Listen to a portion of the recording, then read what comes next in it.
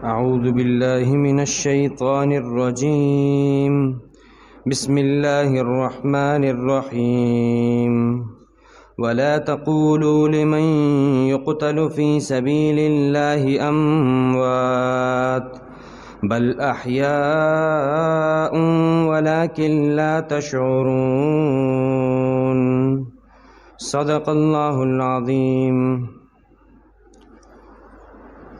اور وہ صبر کرنے والے جو اللہ کے راستے میں قتل کر دیے جاتے ہیں انہیں مردہ مت کہو بلکہ وہ زندہ ہیں، لیکن تمہیں ان کی زندگی کا شعور نہیں۔ سورۃ البقرہ کی آیت نمبر 154 آپ کے سامنے تلاوت ہوئی۔ دعا فرمائی اللہ تعالیٰ آیت کا صحیح مفہوم عرض کرنے کی توفیق عطا فرمائے، آمین۔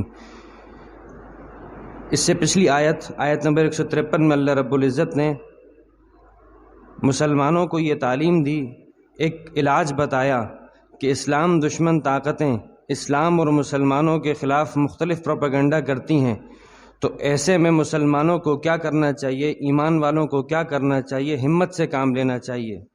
ان کے پروپیگنڈے میں کا شکار بننے کے بجائے صبر سے کام لیں اور نماز میں مشغول رہیں۔ صبر اور نماز، یہ دو چیزیں اللہ تعالیٰ نے علاج کے طور پر بتائیں کہ یہ دو چیزیں ایسی ہیں کہ ان کے ذریعے سے انسان اپنے اوپر آنے والی آزمائش میں ان سے مدد لے سکتا ہے۔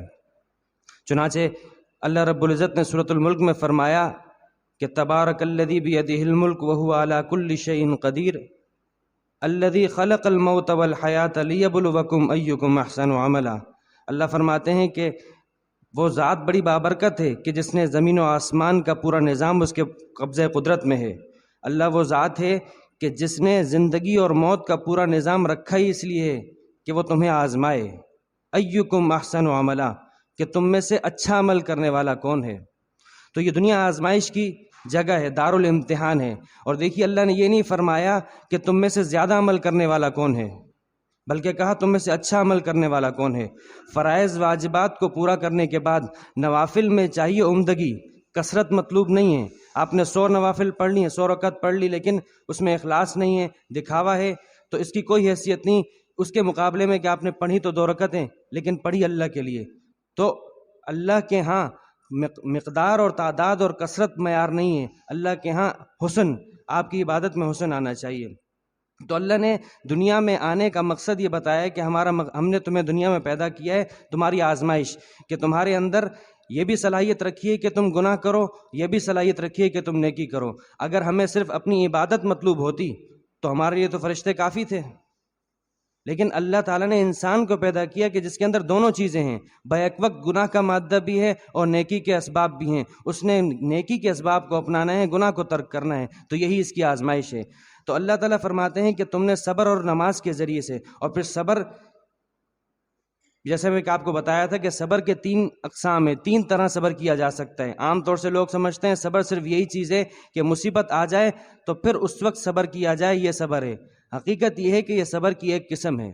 صبر کا ایک موقع وہاں آتا ہے کہ جب اللہ تعالیٰ نے جو احکامات کرنے کے لیے دیے ہیں، جو کام کرنے کے لیے دیے ہیں، اس میں اپنے نفس سے، شیطان سے لڑ کر ان کاموں کو کرنا، یہ بغیر صبر کے نہیں ہو سکتا۔ اسی طریقے سے اللہ تعالیٰ نے جن کاموں سے بچنے کا حکم دیا ہے وہاں پر بھی اپنے نفس سے لڑائی کرنی پڑتی ہے، کبھی اس کو پچھاڑنا پڑتا ہے، کبھی کچھ خود پچھڑنا پڑتا ہے، لیکن یہ کہ اس سے مقابلہ ضرور کرنا پڑے گا۔ تو اللہ تعالیٰ فرماتے ہیں کہ اس میں سے سب سے اہم کام نماز، تو نماز پڑھو گے تو تمہیں نماز یہ تمہیں برائیوں سے بھی روکے گی اور دیگر نیکی کے کاموں پر بھی تمہارے لیے معاون ثابت ہوگی۔ اور صبر کا نتیجہ کیا نکلے گا کہ ان اللہ مع الصابرین، اللہ تعالیٰ صبر کرنے والوں کے ساتھ ہوتا ہے۔ اب یہ تو صبر اور نماز کی تاکید اللہ تعالیٰ نے کی کہ اس کے ذریعے سے تم مدد کرو، لیکن آگے وہ مراحل اللہ بیان کر رہے ہیں کہ ہم تمہیں کس کس طریقے سے آزمائیں گے۔ تو آج جو ہم نے 154 نمبر آیت پڑھی ہے، اس میں اللہ رب العزت اس بات کو بیان فرما رہے ہیں کہ صبر کا سب سے اعلیٰ درجہ، کہ جو دنیا میں صابرین جو لوگ ہیں ان میں سے جو سب سے اپر کیٹیگری میں ہیں وہ لوگ ہیں جو کہ اللہ کے راستے میں اپنی جان کا نذرانہ پیش کرتے ہیں۔ یہ سب سے اونچے درجے کے لوگ ہیں۔ ان کی قربانی سب سے بڑی ہے، ان کا صبر سب سے بڑا ہے، لہٰذا اللہ تعالیٰ ان کی فضیلت، ان کے فضائل بیان کر رہے ہیں۔ پھر اس کے بعد عام مومنین کو جو عام زندگی میں مشکلات پیش آتی ہیں، ان کے صبر کا موقع آتا ہے، اس کی باتیں انشاءاللہ اگلے درس میں آئیں گی۔ اللہ فرماتے ہیں کہ جو شخص اللہ کے راستے میں قتل کر دیا جاتا ہے، دیکھیے اسلام ایمانیات، عبادات، اخلاقیات، معاشرت، ان سب چیزوں کا مجموعہ ہے۔ ان میں جو عبادات ہیں، عبادات میں نماز، روزہ، حج، زکوٰۃ کے بعد جو سب سے اہم ترین عبادت ہے وہ اسلام کے اندر جہاد کی عبادت ہے۔ آپ علیہ الصلوۃ والسلام نے حضرت معاذ بن جبل رضی اللہ تعالیٰ عنہ کو پورے دین کے احکامات بتائے۔ آخر میں آپ نے فرمایا کہ کیا میں تمہیں ایسی چیز نہ بتاؤں جو کہ اسلام کے ایک پورے پہاڑ کے ہونے والی ایک چوٹی کی حیثیت رکھتی ہے اس کی، اگر تم اس چوٹی کی حیثیت اس کو تم نے سمجھ لیا، اس کو مسلمانوں نے اپنا لیا، تو اسلام کا پورا قلعہ، پورا پہاڑ محفوظ رہے گا۔ آپ نے فرمایا وہ اسلام کا جہاد ہے۔ چنانچہ اگر کفار کو مسلمانوں کی کسی چیز سے تکلیف ہے، ڈر لگتا ہے، تو وہ دو چیزوں سے کہ کہیں اس امت کے اندر دعوت کا جذبہ کہ جس کے ذریعے سے یہ دوسروں کے اندر ایک چنگاری پیدا کر دیں، اس سے ڈر لگتا ہے، اور دوسرا اس سے کہ کہیں ان کے اندر وہ چیز دوبارہ نہ آ جائے کہ یہ اعلاء کلمت اللہ کے لیے، اللہ کی سربلندی کے لیے یہ لوگوں کے آگے بڑھتے ہیں۔ چنانچہ اسلام میں جہاد کا تصور یہ ہے کہ آپ نے جو علاقے غیر مسلم ممالک ہیں، کفار کے ممالک ہیں، آپ نے وہاں جا کر اسلام کی دعوت دینی ہے، آپ نے کلمہ توحید کو سربلند کرنا ہے، اللہ تعالیٰ کی دعوت کا اعلان کرنا ہے۔ اگر مان لیتے ہیں تو ٹھیک ہے، نہیں مانتے تو آپ نے دوسری پیشکش کرنی ہے۔ وہ دوسری پیشکش کیا ہے کہ بھائی ہم اس علاقے کو فاتحانہ طور پر ہم اس میں داخل ہوں گے، آپ نے یہاں جزیہ دینا ہوگا، ٹیکس دینا ہوگا، آپ ہمارے ماتحت بن کے رہو، جو آپ کے حقوق ہوں گے وہ ہمارے حقوق ہوں گے، ہم آپ کی جان مال عزت آبرو کی حفاظت کریں گے۔ لیکن اگر اس دوسرے پر بھی عمل نہیں کرتے تو اب ہم تمہارے اور ہمارے درمیان تلوار فیصلہ کرے گی۔ تو اللہ فرماتے ہیں کہ ایسے موقع پر اللہ کے راستے میں جہاد کرتے ہوئے جو لوگ شہید ہو جاتے ہیں، یا کسی مسلمان کو ظلماً شہید کر دیتا ہے، تو ایسا آدمی یہ شہید ہے، یہ اس کو عام مردہ کی طرح مردہ مت کہو۔ اللہ فرماتے ہیں وَلَا تَقُولُوا لِمَن يُقْتَلُ فِي سَبِيلِ اللَّهِ أَمْوَاتٌ، مت کہو ایسے لوگوں کو، اے مومنوں مت کہو ایسے لوگوں کو جن کو اللہ کے راستے میں قتل کر دیا جاتا ہے اموات، کہ وہ عام مردہ ہیں۔ وہ عام مردہ نہیں ہے، حالانکہ دیکھا جائے تو جب شہید مر جاتا ہے تو اس کی بھی زندگی دنیاوی زندگی سے تعلق ختم ہو چکا۔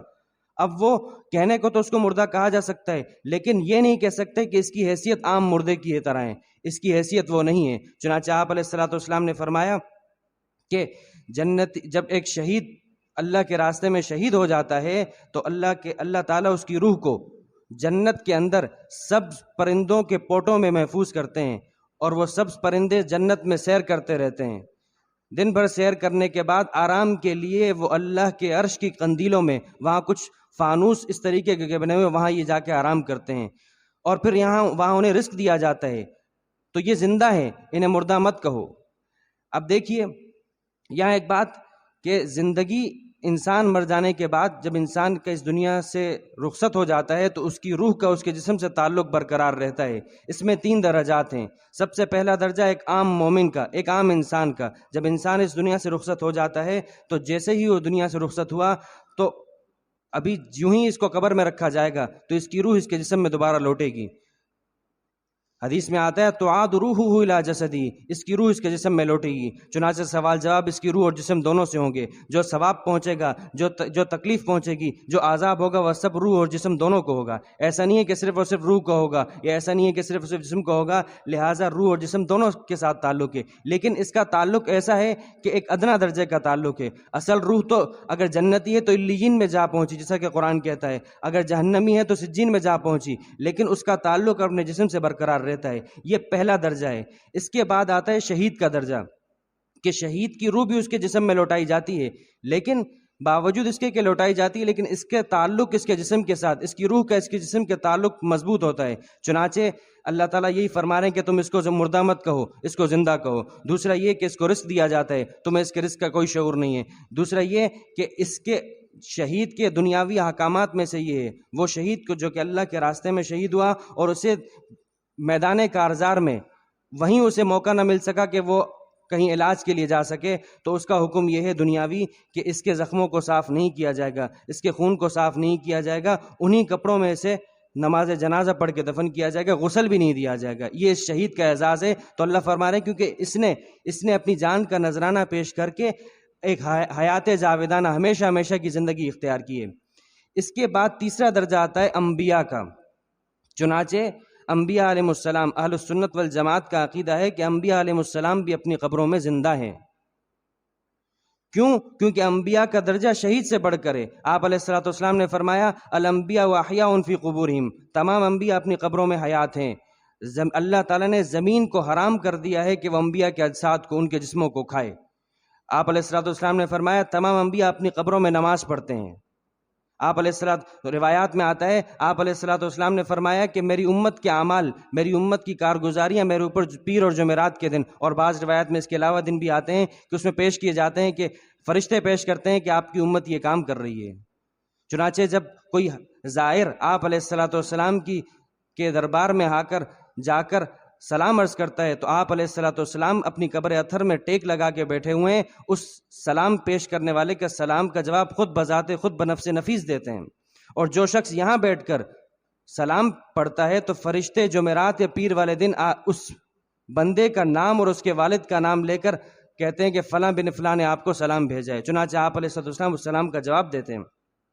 تمام انبیاء علیہ السلام اپنی قبروں میں زندہ ہیں۔ چنانچہ اب دیکھیے کیسا انبیاء علیہ السلام کی زندگی، ان کے دنیا میں رخصت ہو جانے کے بعد بھی ان کو ایک زندگی حاصل ہے، لیکن یہ شہید سے بڑھ کر ہے۔ چنانچہ شہید کی بیوی وہ بیوہ شمار ہوگی، شہید کا مال وراثت میں تقسیم ہوگا، لیکن انبیاء علیہ السلام کی ازواج وہ ان کو اس بات کی اجازت نہیں ہے کہ وہ انبیاء کے بعد کسی اور سے نکاح کر سکیں۔ چنانچہ انبیاء، اور اسی طریقے سے انبیاء علیہ السلام کا جو مال ہے وہ وراثت میں تقسیم نہیں ہوگا، اس لیے کیونکہ ان کی زندگی کا، ان کی روحوں کا ان کے جسم کے ساتھ تعلق بڑا مضبوط ہے۔ آپ علیہ الصلوۃ والسلام نے فرمایا نحن معاشر الانبیاء، ہم انبیاء کی جماعت، لا نورث، ہماری وراثت نہیں چلتی، ما ترکناہ، ہم جو کچھ چھوڑتے ہیں صدقۃ، وہ صدقہ ہے۔ چنانچہ آپ علیہ الصلوۃ والسلام کے جو بھی زمینیں تھیں وہ آج بھی سعودی حکومت کے تحت ان زمینوں کے ذریعے سے جو آمدنی حاصل ہوتی ہے وہ فقراء میں تقسیم ہوتی ہے۔ تو خیبر کی زمین فدق کا باغ ہے۔ اسی سے یہ بات معلوم ہوئی کہ بعض ناواقف اور جاہل قسم کے لوگ حضرات صحابہ اکرام بالخصوص حضرت ابوبکر صدیق رضی اللہ تعالیٰ عنہ کے اوپر یہ تہمت لگاتے ہیں کہ جب آپ علیہ الصلوۃ والسلام کا انتقال ہوا تو حضرت فاطمہ رضی اللہ تعالیٰ عنہ حضرت ابوبکر صدیق رضی اللہ تعالیٰ عنہ کے پاس پہنچی اور مطالبہ کیا کہ میرے والد کی وراثت مجھے ملنی چاہیے۔ تو حضرت فاطمہ رضی اللہ تعالیٰ عنہ کو آپ علیہ الصلوۃ والسلام کا ارشاد معلوم نہیں تھا، حضرت ابوبکر صدیق کو پتہ تھا۔ آپ نے فرمایا کہ میں نے اللہ کے نبی سے سنا ہے کہ نحن معاشر الانبیاء، ہم انبیاء کی جماعت، ہمارے مال تقسیم نہیں ہوتا، ہم جو کچھ چھوڑتے ہیں وہ صدقہ ہوتا ہے۔ چنانچہ حضرت فاطمہ رضی اللہ تعالیٰ نے وہیں سے رخصت ہو گئیں، کسی قسم کی کوئی بات آگے نہیں ہوئی۔ لیکن بعض ناواقف قسم کے لوگ کہتے ہیں کہ حضرت ابوبکر صدیق رضی اللہ تعالیٰ عنہ نے نعوذ باللہ جو حق حضرت فاطمہ کا تھا اسے غصب کر لیا، حالانکہ واضح آیات اور واضح تعلیمات موجود ہیں۔ سوچنے کی بات ہے کہ اگر حضرت ابوبکر صدیق رضی اللہ تعالیٰ عنہ نے حضرت فاطمہ کو حصہ نہیں دیا تو وراثت میں حصہ تو بیوی کو بھی ہوتا ہے۔ تو حضرت ابوبکر صدیق رضی اللہ تعالیٰ عنہ کی بیٹی حضرت عائشہ وہ تو آپ علیہ الصلوۃ والسلام کی بیوی ہیں، تو ان کو بھی تو حصہ نہیں ملا۔ تو جہاں حضرت فاطمہ کو نہیں ملا تو ان کی بیٹی کو بھی تو نہیں ملا۔